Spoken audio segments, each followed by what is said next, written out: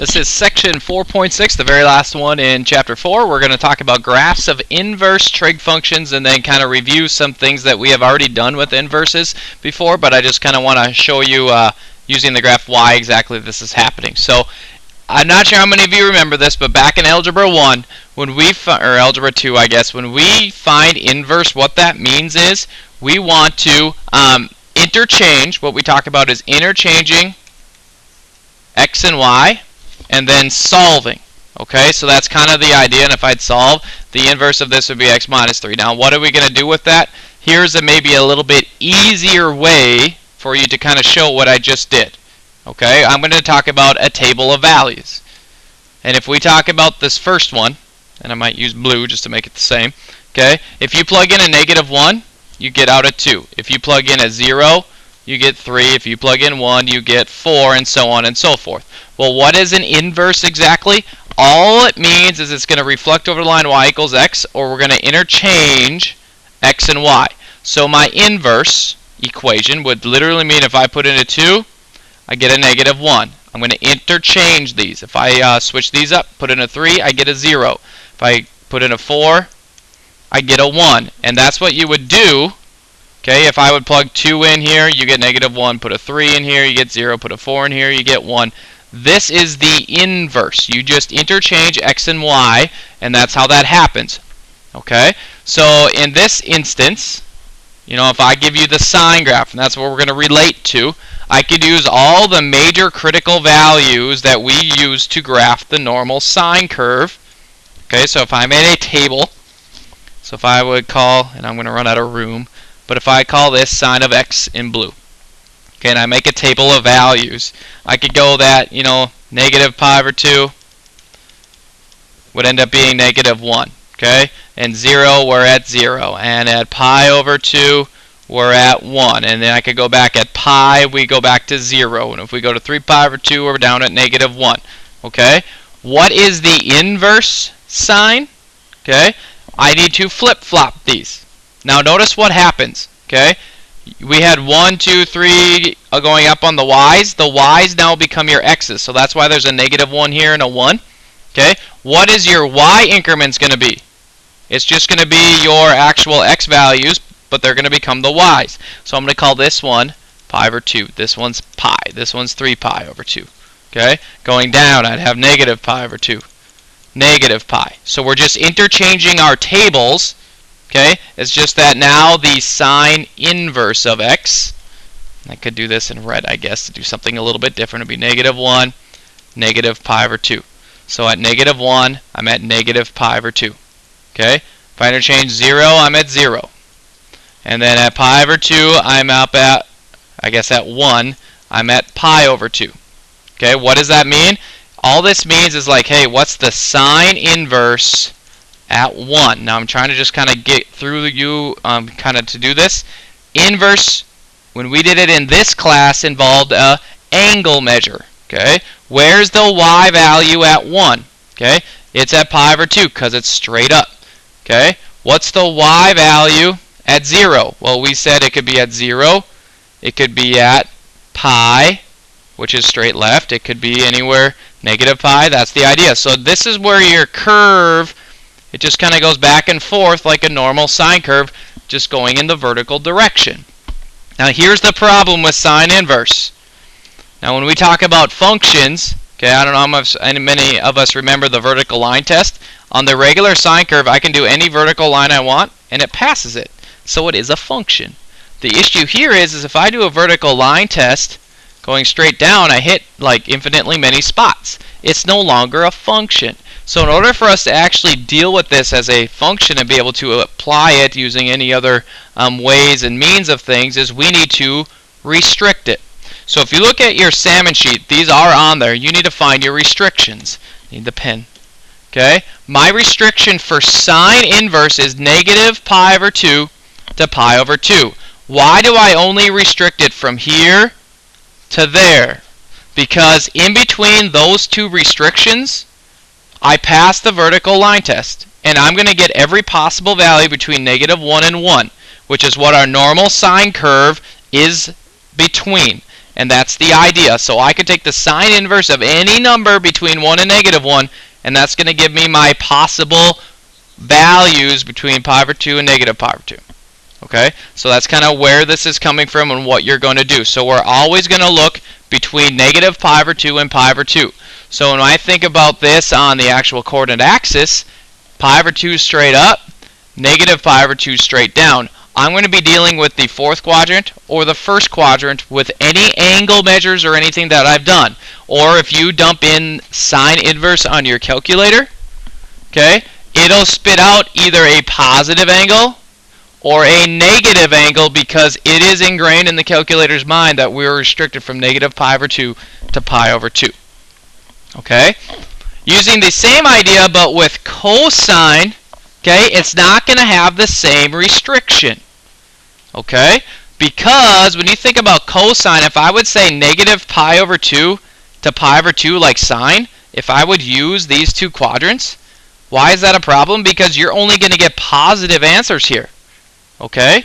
Because with negative pi over 2 to pi over 2, you're going to get the same values. If I flip this, okay, so negative pi over 2, we're at 0, and then 1, and then back at 0, you're going to run into the problem of failing the vertical line test. But at pi, I know my x value is at negative 1.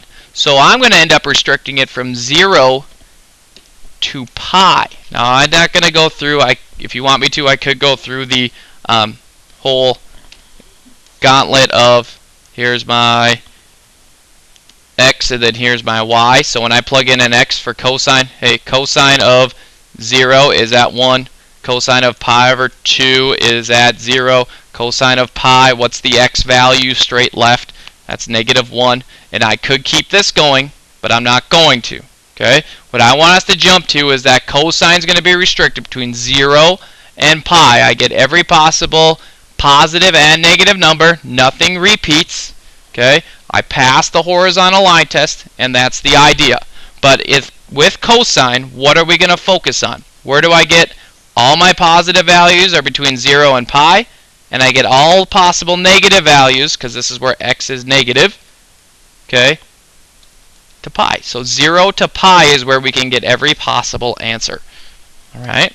So now, tangent, just the last one. I'm going to quickly talk about this. Tangent's actually really simple when you think about it, because I already have the asymptote set up. So every possible value in here falls between negative pi over 2 and pi over 2. Alright? But it's like infinitely many. Okay? When you turn this thing, okay, you get every possible value, once again, between negative pi over 2 and pi over 2. So it's going to be the same as sine. So actually, y equals sine inverse of x and tangent inverse of x are going to have the same restrictions.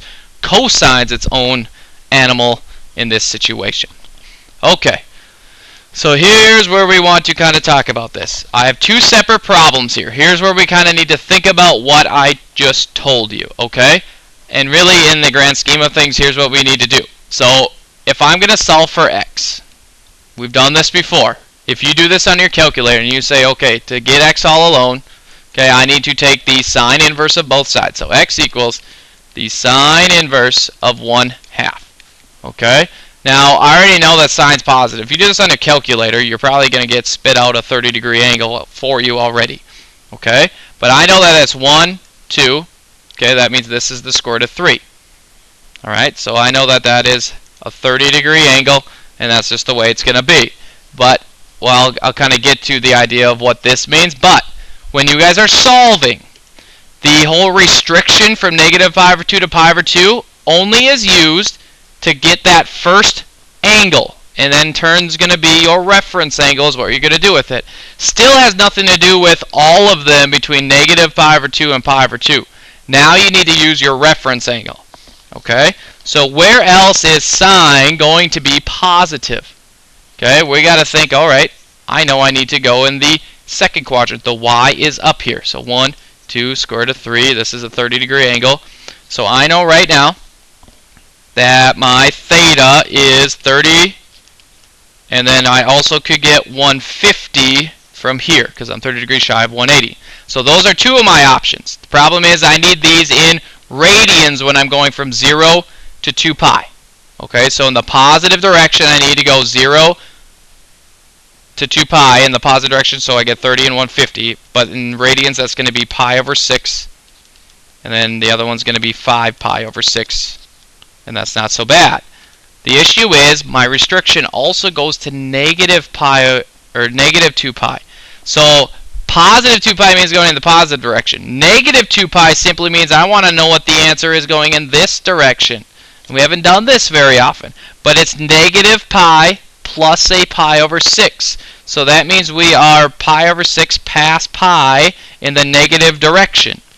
So that would be negative 7 pi over 6.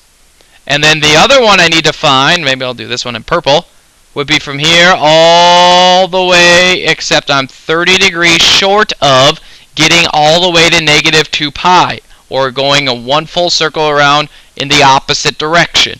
So now the other answer would be negative 11 pi, not pi 11. Okay, negative 11, I just did it again, 11 pi over 6. Okay, so these would be my 3 answers. Now, a quicker way you could do this, you could simply subtract, because it's the same one, subtract 2 pi into both of them, and you'll get that one, and then that one will get that one, and that's another way to do that. But these are the 4 answers that you would get from negative 2 pi to 2 pi. Okay, that's using sine inverse. All right, now what about cosine inverse? So on this one, where is cosine restricted between? Okay, all I want with the restrictions for cosine inverse, what we're talking about, is either going to be here or there. Which one are we actually talking about if cosine's negative? That means we're going to be over here because x is negative. Okay, now hopefully you recognize square root of 2 over 2 is like the whole 1 root 2, 1 square root of 2, except I should have put the 1 here first because it's negative 1, the x is left. Okay, if you guys do this on a calculator, which all of you should try that, okay, and you take the cosine inverse of negative square root of 2 over 2, your calculator should spit out 135 degrees. Okay, the reason that it should spit out that 135 degrees, okay, is because we have that going all the way into that second quadrant. Cosine's restricted that far between 0 and pi. So if it had been positive, you would get an acute angle in the positive direction. Since it's negative, it goes all the way over into the second quadrant. Okay? The reference angle that I have would end up being 45 degrees. So I'm going to say my theta hat is 45 degrees. Now why do I need that? Because in the end, I still need to go from negative 2 pi to 2 pi. Well, let's do the positive ones first. First one was 135 that the calculator should have given you. Where else is cosine negative? Well, that's the third quadrant. Reference angle is 45 degrees. So that means I have 180 plus 45. So the other answer should be 225 degrees, and that is in the positive direction. Okay? Now, I need these in radians again, so I know that my answers are going to be pi over 4 short of pi, so it's 3 pi over 4. And then I have pi over 4 past, so it's 5 pi over 4. Now here's the deal. How do I get the negative side? So this just means that I need to go in the backwards direction. How far is it to there? Well, I'm in the negative direction, and I'm pi over 4 short. So all that means is that I need to go minus 3 pi over 4. And then this one going this way would be pi over 4 past pi in the opposite direction, so negative 5 pi over 4. Now some of you might be wondering, why am I writing these in backwards order? Because another way to do this is I'm sharing a terminal side, whatever this one was, which was 3 pi over 4, I could essentially subtract one full circle. And if I subtract one full circle back, so 3 pi over 4 minus 8 pi over 4, the reason I'm doing that is that's 2 pi. Okay, just making 8 pi over 4. That gives me that angle. And that's the idea. I'm just going one full circle the other direction. It shares the spot. The reason they have you do it in that big of an increment is just to kind of emphasize the fact that my cosine inverse is restricted just in those first two quadrants. So here's a couple different ones of the whole restriction thing that we need to kind of be careful about. Because if I only ask for a specific number, not an interval, just a specific number, this is where the restrictions really do matter, because you need to be in the right quadrant.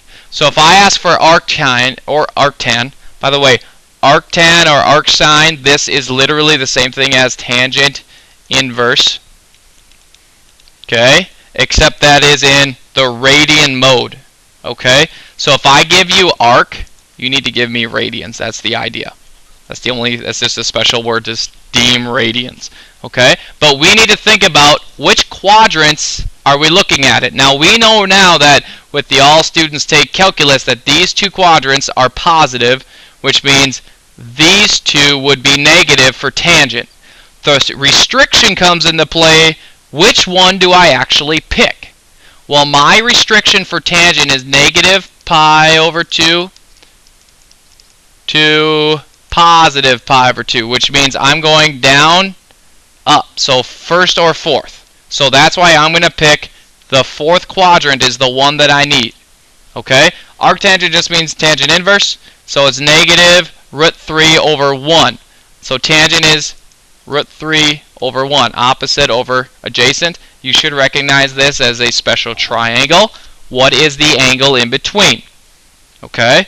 The angle inside would mean what? 60 degrees in the negative direction. So basically this means, like, if you dump this into a calculator, what do I actually get? It'll be negative 60 degrees, because I'm 60 degrees going in the down direction, but I should actually write this as negative pi over 3 because it's the arctangent. Okay? If I just give you sine inverse of negative 1/2, where does that put me? Well, once again, I got to think about this. Where is sine restricted? Okay, sine's restricted from negative pi over 2 to pi over 2. That means either here or there. Since sine's negative, I'm focused in the fourth quadrant again. Now, negative 0.5 would be the same thing as negative 1/2. So I'm going negative 1 over 2. That means I'm putting the square root of 3 on the x-axis, or the x increment. And then what angle does that give me now? That gives me theta as negative 30 degrees. Or that's what your calculator should spit out. So if I don't give you an actual interval, like on this page, okay, this page I gave you an interval, so you had to kind of use everything we've done before. Okay, that's fine. You find them all. If I don't, the restrictions really matter, because they want to give you the answer that the calculator gave. Because it has to be between negative pi over 2 and pi over 2. That's the idea of the restrictions. Okay? Here's where the fun ones happen.